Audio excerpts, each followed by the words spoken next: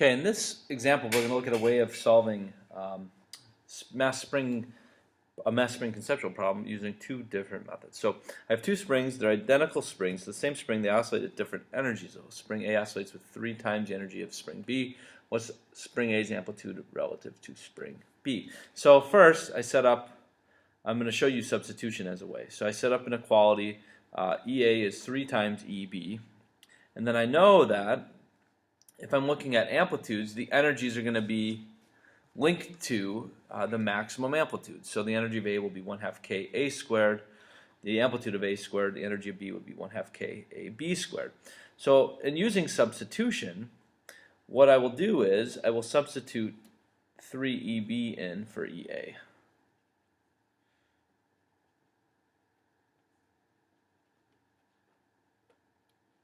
Now since I want to get the relative strength of the amplitudes, what I'm going to do now is for EB, I'm going to write it in terms of its amplitude. So 3 times 1/2 k AB squared equals the energy of A, 1/2 k AA squared.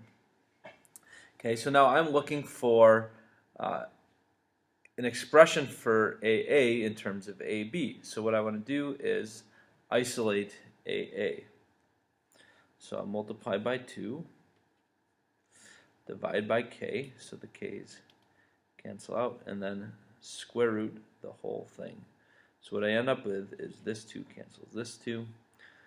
So I have AA, let me just rewrite it, getting this on the other side, equals 3. AA squared equals 3AB squared. Square root both sides. So I get AA is square root of 3 times the amplitude of B. And that's one way I can solve the problem using a substitution. Now there's another way, and that is using a ratio. By using a ratio, what I'm going to do is I'm going to take my initial expressions. So the energy of A is 1/2 k A squared. The energy of B is 1/2 k AB squared. And I'm simply going to express them as a ratio of EA to EB. So EA over EB is equal to 1/2 k AA squared over 1/2 k AB squared. One of the advantages to this is that right off the bat, I get some like terms that cancel out.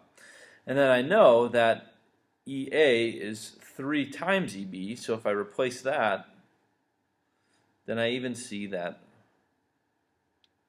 my energy cancels out.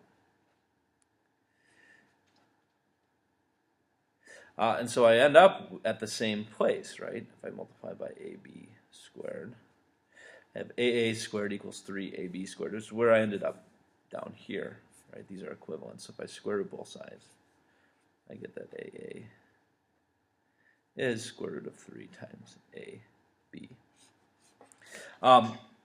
The more complex the problem, the better the ratio version can be. If they get kind of a messy substitution, the ratio method, I think, is a little simpler in that it can eliminate a lot of like terms right off the bat. But either way, you can get to the end result.